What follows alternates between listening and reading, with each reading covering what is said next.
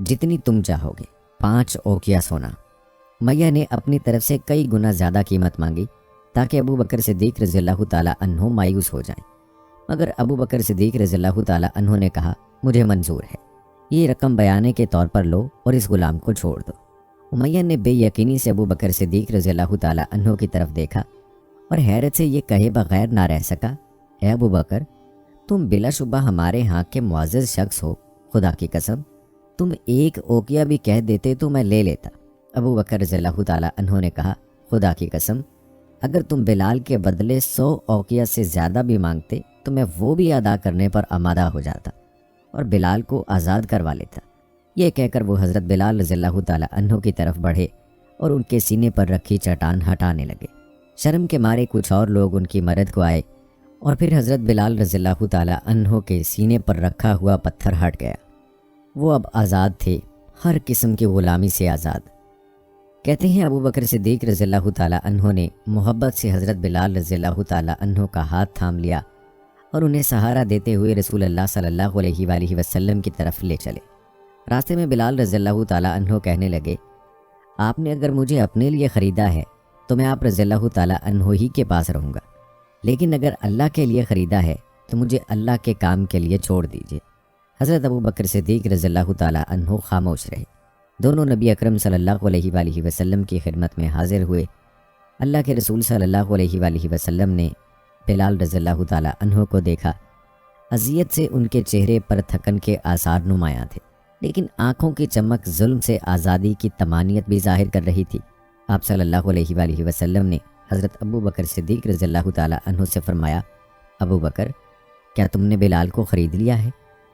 ابو بکر رضی اللہ تعالیٰ عنہ شان بے نیازی سے بولے اللہ کے رسول صلی اللہ علیہ وآلہ وسلم میں نے اسے آزاد کر دیا ہے۔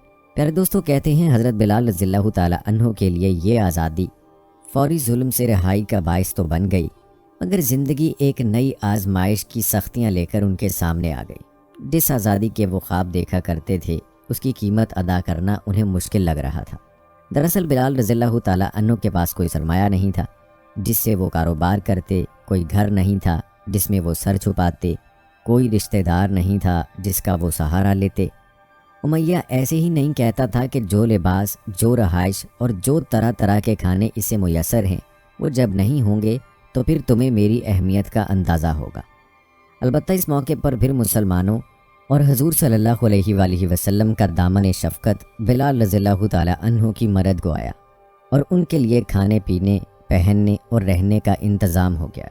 یہ انتظام اگرچہ بلال رضی اللہ تعالیٰ عنہ کے لیے کسی عظیم نعمت سے کم نہیں تھا، لیکن بہت جلد قریش مکہ کے عدم تعاون کے باعث مسلمانوں کی حالت پتلی ہو گئی، نوبت فاقوں پر آ گئی، خاص طور پر جب قریش نے رسول خدا صلی اللہ علیہ وآلہ وسلم کے خاندان کا بائیکاٹ کیا اور انہیں شیب ابی طالب میں محصور کر دیا، تو یہ لوگ زندہ رہنے کے لیے کچھ والوں کو بھی ترس جاتے۔ بڑی مشکل سے جان اور جسم کا رشتہ قائم رکھا گیا۔ آخر رسول صلی اللہ علیہ وآلہ وسلم اور حضرت خدیجہ رضی اللہ تعالیٰ عنہا کے کچھ قریشی رشتہ داروں کی مداخلت سے یہ بائیکاٹ ختم ہوا اور رسول اللہ صلی اللہ علیہ وآلہ وسلم کے خاندان کو کچھ آسانی ہوئی۔ یاد رہے کہ بلال رضی اللہ تعالیٰ عنہ نے بھی یہ ساری تکالیف برداشت کی۔ اس کے کچھ عرصے بعد جب کفار کا ظلم اور بڑھا تو مسلمانوں کا ایک گروہ حبشہ کی طرف ہجرت کر گیا۔ یہ ہجرت اللہ کے رسول صلی اللہ علیہ وآلہ وسلم کی اجازت سے ہی کی گئی، لیکن بلال رضی اللہ تعالیٰ عنہ اس ہجرت میں شامل نہ ہو سکے۔ ظاہر ہے ان کے پاس اس کے وسائل ہی نہیں تھے۔ حضرت بلال رضی اللہ تعالیٰ عنہ دوسرے مسلمانوں کے ہمراہ کفار کے طعنے، گالیاں، بدتمیزیاں اور ظلم برداشت کر رہے تھے، لیکن وہ اس پہلو سے خوش تھے کہ ظلم کی یہ آندھی ان دنوں سے تو بلا شبہ کم ہی تھی جس کا سامنا انہیں غلامی کے دور میں تھا۔ اس دوران میں قرآن کے ذریعے سے اللہ تعالیٰ کی طرف سے مسلمانوں کو یہ تسلی اور بشارت دی جا رہی تھی کہ بہت جلد ان کی آزمائش ختم ہونے والی ہے اور کفار کی سرکشی اپنے منطقی انجام کو پہنچنے والی ہے۔ اسی طرح ظلم کے 13 سال ایک ایک کر کے بیت گئے۔ مسلمانوں پر اگرچہ ان برسوں کا ہر لمحہ ایک ایک صدی پر بھاری تھا، مگر اللہ کے بخشے ہوئے صبر اور ایمان کی طاقت نے انہیں اس آزمائش میں سرخرو کر دیا۔ پیارے دوستو، یہ تھی حضرت بلال رضی اللہ تعالیٰ عنہ کی دکھ بھری داستان کہ کیسے غلامی کے دور میں ان پر مظالم ڈھائے گئے اور آزاد ہونے کے بعد کے مکی دور میں بھی آپ رضی اللہ تعالیٰ عنہ کی زندگی کسی آزمائش سے کم نہ تھی۔ پیارے دوستو، یہاں تک تو تذکرہ تھا حضرت بلال رضی اللہ تعالیٰ عنہ کے اسلام لانے کا اور اسلام لانے کے بعد کے حالات کا۔ اب تذکرہ کرتے ہیں آپ رضی اللہ تعالیٰ عنہ کی اس سعادت کا جو آپ کو اسلام کا پہلا مؤذن ہونے کی صورت میں حاصل ہوئی۔ دوستو، دنیا کے گوشے گوشے میں ہر روز 5 مرتبہ اذان کی آواز بلند ہوتی ہے، جو 1400 سال سے اسی تسلسل کے ساتھ بلند ہو رہی ہے۔ آج بھی اس آواز کے الفاظ و کلمات وہی ہیں اور ان میں ذرا بھر بھی فرق نہیں آیا۔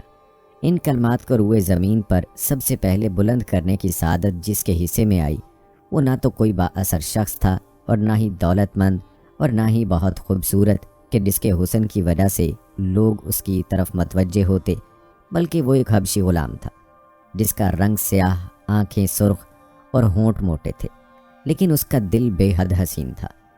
سیاہ رنگت رکھنے والا یہ غلام جسے اللہ تعالیٰ نے عزت اور عظمت کی اعلیٰ بلندیوں پر فائز کیا، حضرت بلال رضی اللہ تعالیٰ عنہ ہی ہیں۔ آپ رضی اللہ تعالیٰ عنہ کو دنیا کا پہلا مؤذن ہونے کا اعزاز حاصل ہوا۔ پھر دوستو، آئیے آپ کو اذان کی ابتدا کا واقعہ بھی بتاتے ہیں کہ اذان کی ابتدا کیسے ہوئی۔ اذان کی ابتدا کا یہ واقعہ ایک ایمان افروز اور دلچسپ واقعہ ہے۔ روایات میں آتا ہے کہ مسجد نبوی صلی اللہ علیہ وآلہ وسلم کی تعمیر اور مواخات سے فارغ ہونے کے بعد یہ مسئلہ سامنے آیا کہ نماز کے لیے لوگوں کو کیسے بلایا کریں۔